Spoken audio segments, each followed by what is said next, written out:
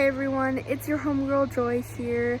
It is the day after Thanksgiving. It's been a little bit. It's been a little over a month since I've made a video and kind of documented anything because things have been growing slow in the garden. I don't have too much growing right now, and we've been mainly focusing on making the beds, which I wanted to show you today. So we finally made our second bed. Everything is set. We measured everything out so we can just place the last 3 beds and not have to move anything. And we got our chip drop. For those of you who don't know, chip drop is a service that you can sign up for. It is free, but essentially what it is that you get a truckload of wood chips from arborists that have an abundance of wood chips from their jobs, and they dump it at your house for free. So we got our truckload, and here we have our beds now starting to get filled with the chips. And we're not going to fill it anymore. We kind of just wanted the base to be the wood chips so that throughout the winter it starts to decompose, and it's not going to be soil and beautiful by spring, but it's going to be a good base and a good filler for the bed, so we're not spending like a lot of money on pure, clean, ready soil for gardening. Okay, so today I also wanted to do this update because there's actually something to update. It is not a great thing, but it was an expected thing, which is the first really hard freeze of the season. I guess I shouldn't say hard, just the first strong freeze of the season here in my area in North Texas. And I'll show you the damage that it has done.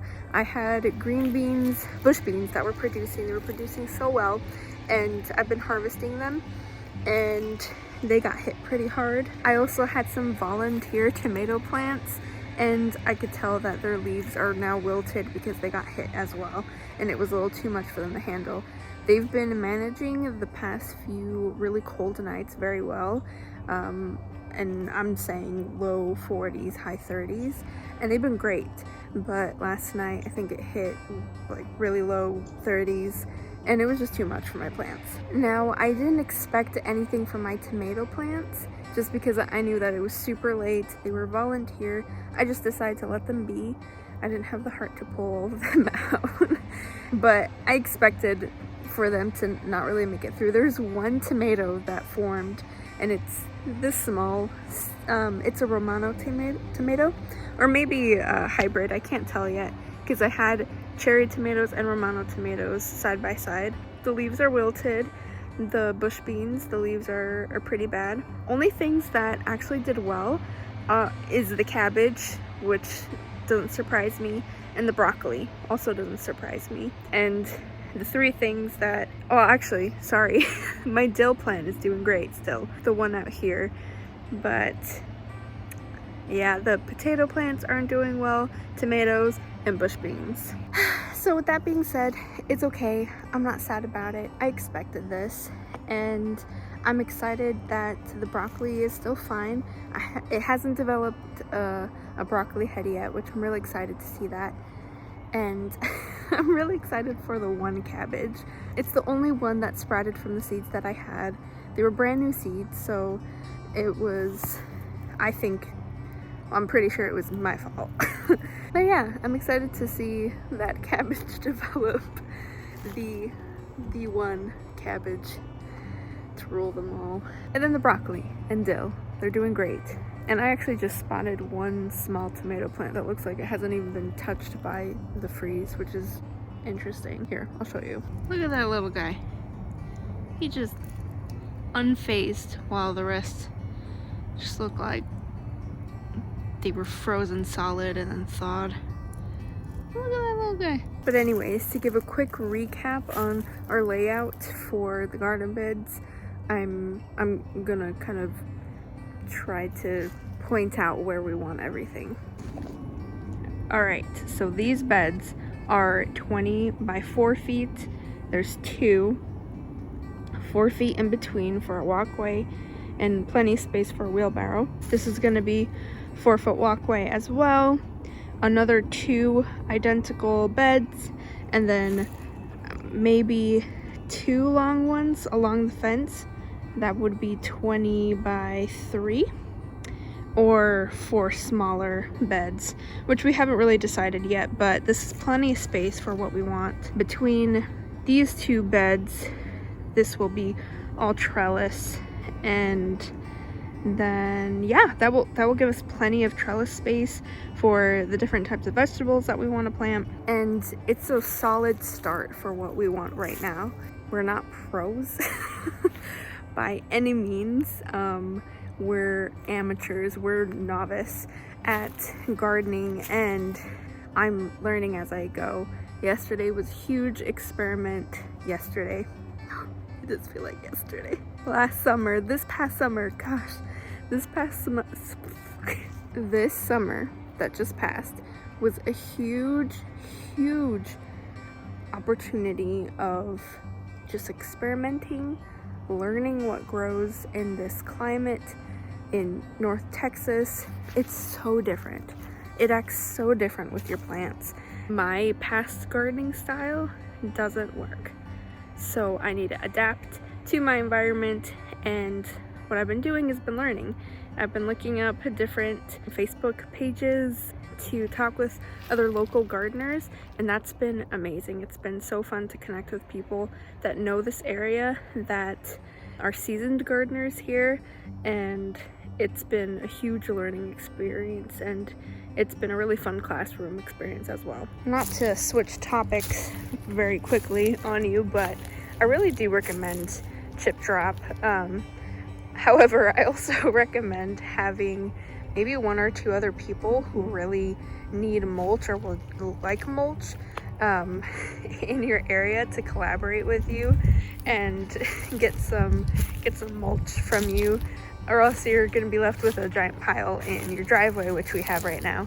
However, we're going to use a good bit of it, maybe half of that pile, but we will have a good bit left over that we're not going to really know what to do with. I do have a flower bed in the front that I could mulch, and I do want to start a new flower bed, more like a bush bed, on the other side of the yard.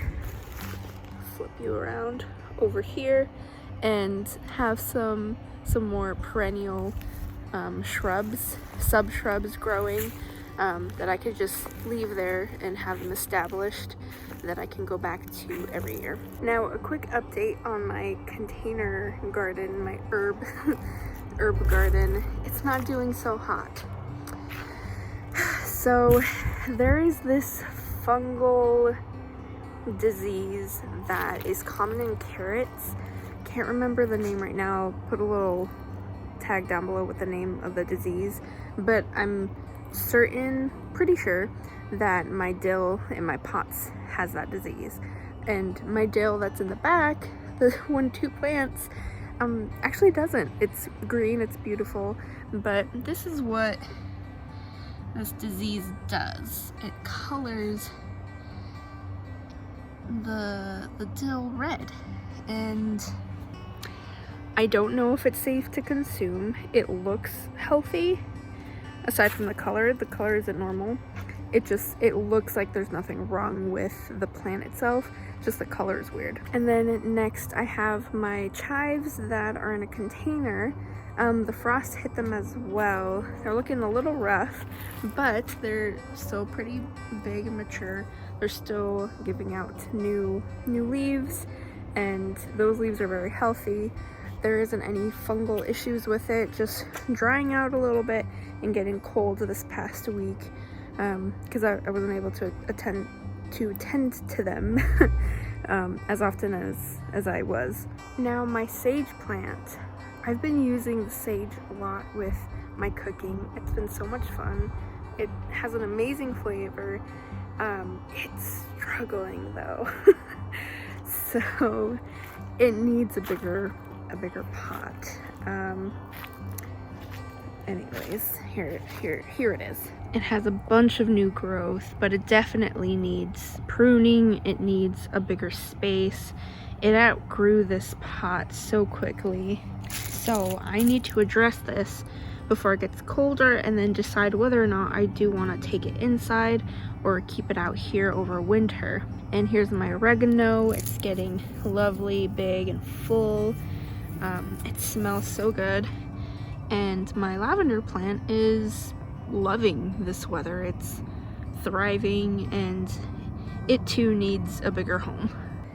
So the last thing that you don't see is my lemon tree, my Meyer lemon tree. It's too cold for it to be out here, especially in the small pot that it's in.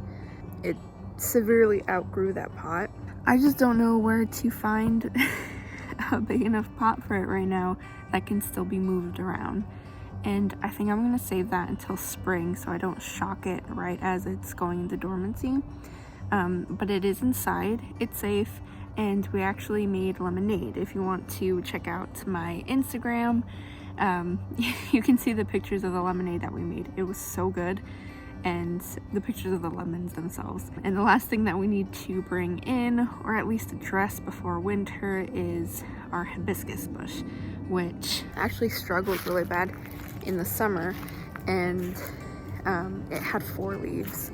The rest were yellow, dead, and the grasshoppers had just demolished the plant. So from the 4 leaves that it had, I brought it back to life, and it started blooming beautiful yellow, orange. But yeah, here it is.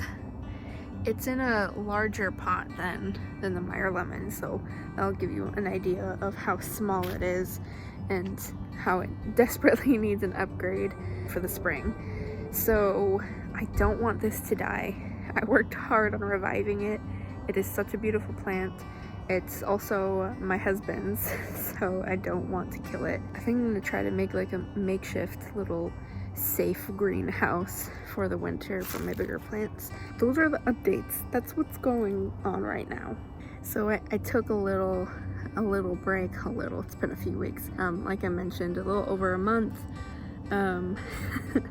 because I realized I was wearing myself thin with the things that I wanted to do and the things that we needed to do for prepping the garden.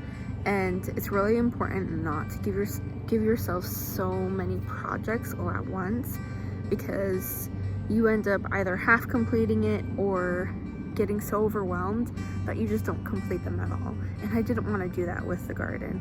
It was so important to get everything established and set up for next year. It doesn't seem like a lot has been done, but a lot of effort has gone into getting these 2 beds up and finding the time and the resources and materials for that. And I'm pretty proud of us for getting this done now.